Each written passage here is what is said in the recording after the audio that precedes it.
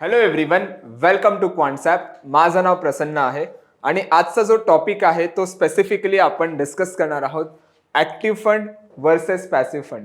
So या दोघांमध्ये difference काय आहे त्याच्या आधी समजूया आपण की ॲक्टिव्ह फंड काय असतं आणि पॅसिव्ह फंड काय असतं. ठीक आहे, सिम्पल कन्सेप्ट आहे. जे जनरली म्युच्युअल फंड्समध्ये इन्व्हेस्ट करतात किंवा ज्यांना स्टार्ट करायचं त्यांच्यासाठी खूप डिटेल व्हिडिओ ही होणार आहे.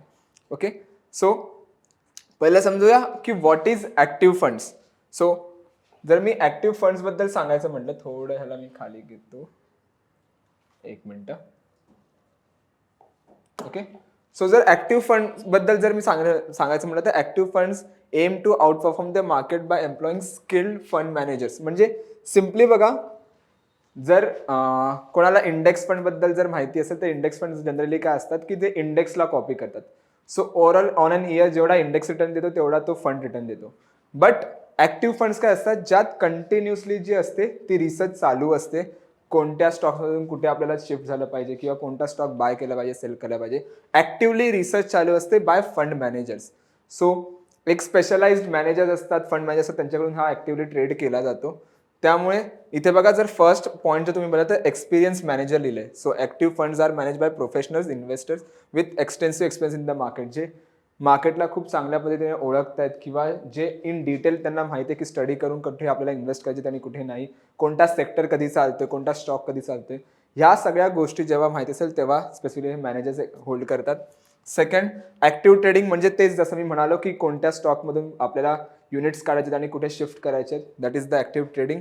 हायर फीज इथे मध्ये लागते. हायर फीज का लागते? कारण पॅसिव्ह फंडमध्ये काय असतं, पॅसिव्ह फंडमध्ये आपल्याला जास्त रिसर्च करावी लागत नाही.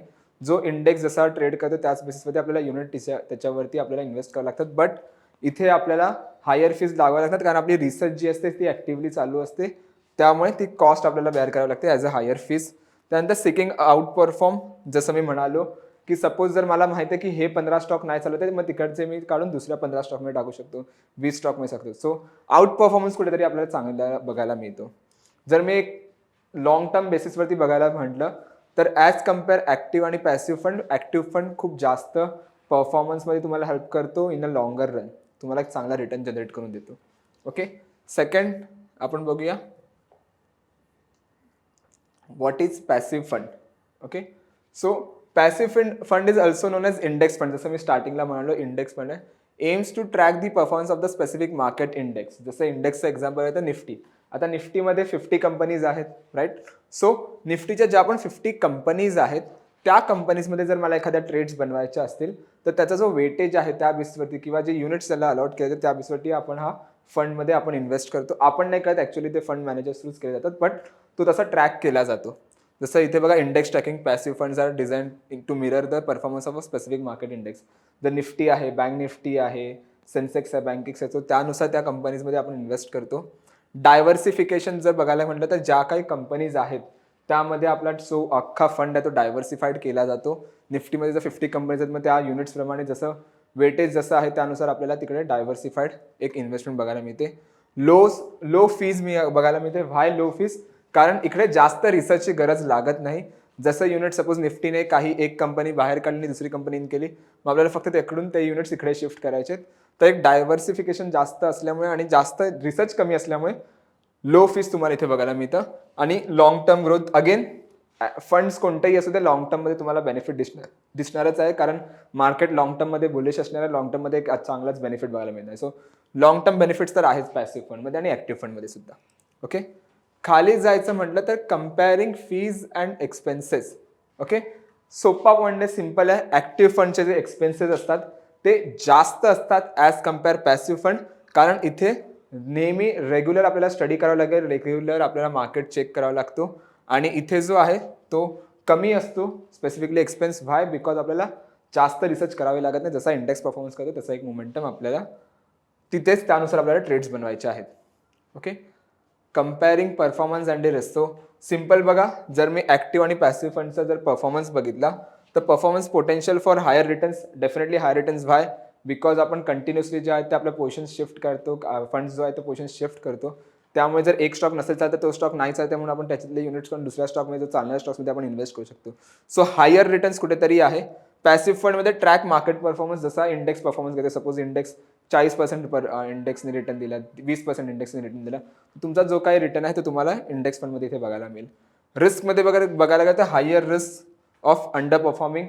जर फंड मॅनेजर्स थोड्याफार जर नीट नसेल, जर तुम्ही ॲक्टिवली जर फंड बघत असाल की कोणता फंड चांगला हिस्टॉरिकली कसा रिटर्न दिलाय, बट जर कधी कधी जर फंड मॅनेजर्स प्रॉपरली हे नाही करणार, रिटर्न नाही देणार, तर अंडर परफॉर्मिंगचे थोडेफार चान्सेस आहेत की अंडर परफॉर्म करेल तो फंड. आणि lower risk but potential lower return. So इथे बघा लोअर रिस्क आहे कारण इंडेक्स खाली पडण्याचे चान्सेस खूप कमी आहेत ॲज कम्पेअर लॉंगर रनमध्ये बघायला गेलं तर, राईट.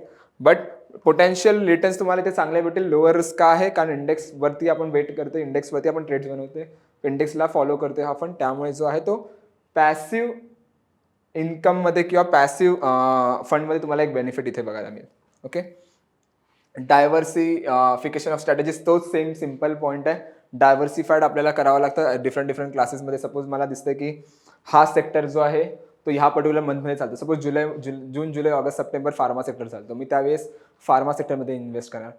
नोव्हेंबर डिसेंबर जानेवारी फेब्रुवारी ऑटो एन्सिलरीज जास्त मोमेंटम देतो, तो ऑटो एन्सिलरीजमध्ये मी ट्रेड बनवणार, राईट. पॅसिव्ह डायव्हर्सिफिकेशन काय आहे की इंडेक्समध्ये जे डायव्हर्सिफिकेशन असतं to provide the broad exposure to different sectors and industries. Same logic but इंडेक्समध्ये जे काही स्टॉक्स आहेत त्यानुसारच इथे आपल्याला मोमेंटम बघायला मिळणार.